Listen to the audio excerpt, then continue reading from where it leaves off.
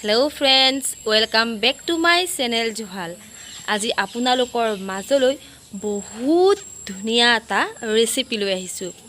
তেন্তে বলকচোন মোৰ লগত চাওঁ মইনো এই ৰেচিপিটো কেনেদৰে বনালো।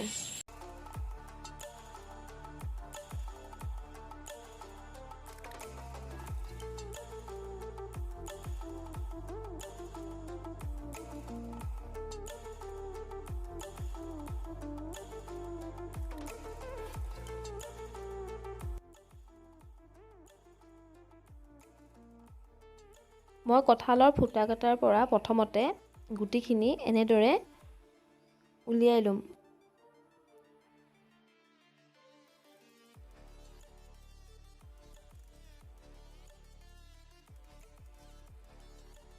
এতিয়া মই এইখিনি এনেদৰে এটা মিক্সি জাৰত লৈ পেলাই পিচি লম। আৰু আপোনালোকে পিহনাটো পিহি ল'ব পাৰে, নতুবা আপোনালোকে চালনীৰ সহায়তো চালি ল'ব পাৰে। এতিয়া মই এনেদৰে এটা কাপৰ জোখেৰে এয়া 1 কাপ আটা লৈছোঁ। সেই একেটা সমান সাইজৰ কাপৰ জোখৰে মই এয়া 1 কাপ ময়দা ললোঁ। ইয়াত মই এতিয়া এয়া জোখমতে অকণমান নিমখ দিছোঁ। এতিয়া মই ইয়াত চেনি যোগ কৰিছোঁ। মই ইয়াতে 2 চামুচ চেনি ব্যৱহাৰ কৰিম আৰু মিঠাৰ পৰিমাণটো আপোনালোকে নিজৰ জোখমতে ব্যৱহাৰ কৰিব পাৰে। যিহেতু মোৰ কঁঠালখিনিত মিঠা যথেষ্ট আছিলে, সেয়েহে মই চেনি 2 চামুচ দিছোঁ। এতিয়া এই গোটেইখিনি মই এখন চামুচৰ সহায়ত ভালদৰে মিহলি কৰি ল'ম। তাৰপিছত মই ইয়াতে যোগ কৰিম অথনি মিক্সিত পিচি লোৱা সেই কঁঠালখিনি। এয়া মোৰ প্ৰায় 1 কাপেই হৈছে আৰু আপোনালোকে মিঠাৰ পৰিমাণটো চাই পেলাই কঁঠাল বা চেনিৰ পৰিমাণটো যোগ কৰিব। এতিয়া মই ইয়াতে এয়া অকণমান বেকিং সোডা দিছোঁ। মই ডাঙৰ চামুচৰ প্ৰায় 4/4 অংশ বেকিং সোডা ব্যৱহাৰ কৰিছোঁ। মই আজি এই পিঠাবিধ বনাবৰ বাবে আটা আৰু ময়দা দুয়োবিধ ব্যৱহাৰ কৰিছোঁ। কাৰণ আটা আৰু ময়দা যদি দুয়োবিধ ব্যৱহাৰ কৰোঁ তেন্তে পিঠাটো যথেষ্ট কোমল হয়। এতিয়া মই ইয়াত দেখিছেই চাগে অলপ অলপকৈ পানী যোগ কৰি আছোঁ। আৰু পানীখিনি একেবাৰতে দি নিদিব, কাৰণ আমি যদি পানীখিনি একেবাৰতে এগিলাচ বা 1 কাপ দি দিওঁ তেন্তে আমাৰ যোনটো মিশ্ৰণটো বেছি পাতল হোৱা চান্স থাকে। গতিকে আমি পানীখিনি কমকৈ দিম। চামুচ অথবা হাতাৰ সহায়ত আপোনালোকে ভালদৰে এইখিনি মিলাই ল'ব। এয়া পেনখন গৰম হোৱাৰ লগে লগে মই ইয়াতে অলপ তেল যোগ কৰিলোঁ। এয়া তেলখিনি গৰম হৈ অহাৰ লগে লগে মই এখন চামুচৰ সহায়ত অলপমান লৈ পেলাই এয়া এটা পিঠাৰ আকৃতি দিবলৈ চেষ্টা কৰিছোঁ। এনেদৰে মই বাকীখিনি পিঠাও বনাম। অলপ অলপকৈ ল'ম আৰু এনেদৰে চামুচৰ সহায়ত দি যাম। আৰু অলপমান প্ৰায় 2-3 মিনিট ৰখিম। তাৰপিছত অলপমান ৰঙচুৱা হোৱা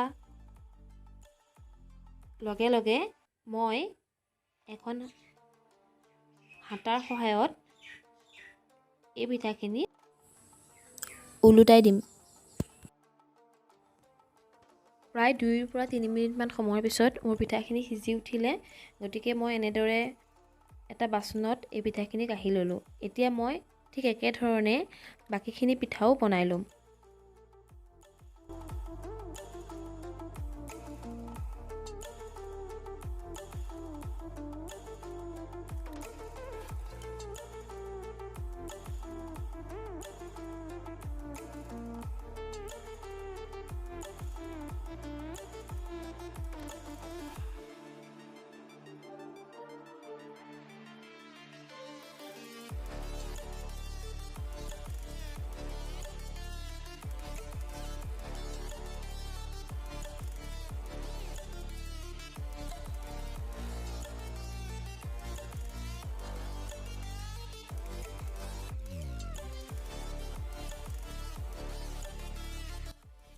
এয়া চাওকচোন, মোৰ গোটেইখিনি পিঠা বনাই তৈয়াৰ হৈ গৈছে। মই আপোনালোকক এয়া এটা পিঠা লৈ পেলাই ফালি দেখুৱাইছোঁ। চাওকচোন পিঠাটো কি ধুনীয়াকৈ সিজিছে।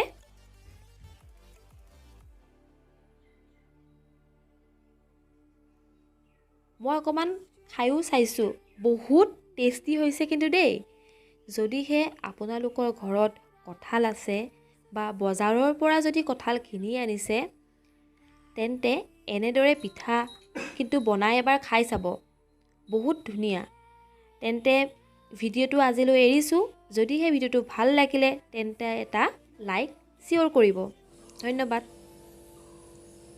আকৌ এটি নতুন ভিডিঅ'ৰ সৈতে আপোনালোকৰ মাজলৈ আহিম। আশা কৰোঁ মোৰ চেনেলটোক এনেদৰে আপোনালোকে ছাপোৰ্ট কৰি যাব।